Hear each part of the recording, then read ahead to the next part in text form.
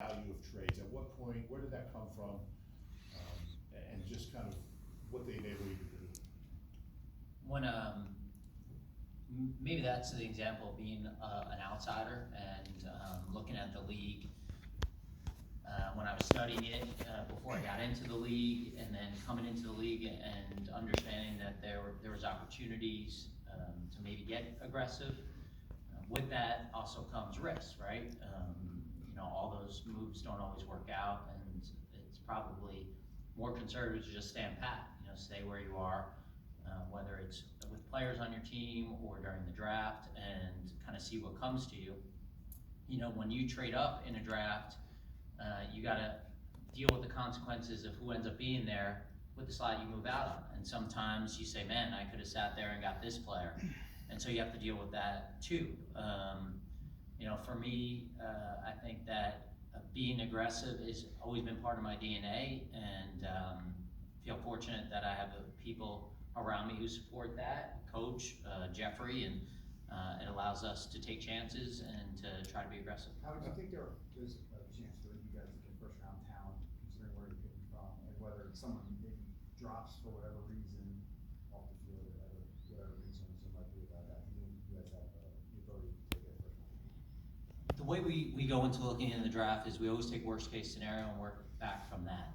And we got to be really comfortable with whatever is our worst case scenario, which will always entail getting a good player. There's never 32 first round grades on our board. We don't have 32 first round grades in this draft. So obviously it depends on how things go. You go through a lot of hypotheticals. You try to put yourself in any possible position so that you're ready to execute. Just even looking at last year, the guys that we thought were most realistic being available at 22. We feel like we got fortunate to get one of the guys that we didn't have in a lot of the scenarios. So, luck plays a part of it. Obviously, everyone's looking at things differently. Everyone has a different vision for what they're looking for their team. Everyone has a different vision for the particular players that they're looking at, and you just hope that, kind of makes sense for your football team. Howie, you were talking about trades. This is the first time since the merger that nobody's traded out of the first round yet. Does that tell you anything? You've been doing this for a long time. Does that give you a hint about the draft class or anything of that nature? No, a lot of those trades happened the year before, so they really talk about last year's draft class. A lot of the times when you're trading a future first round pick, you're doing it the year prior, so those teams are getting those, and usually that happens for quarterbacks. So I think it more talks about last year's draft class and how 6 quarterbacks went in, I think, first 12 picks.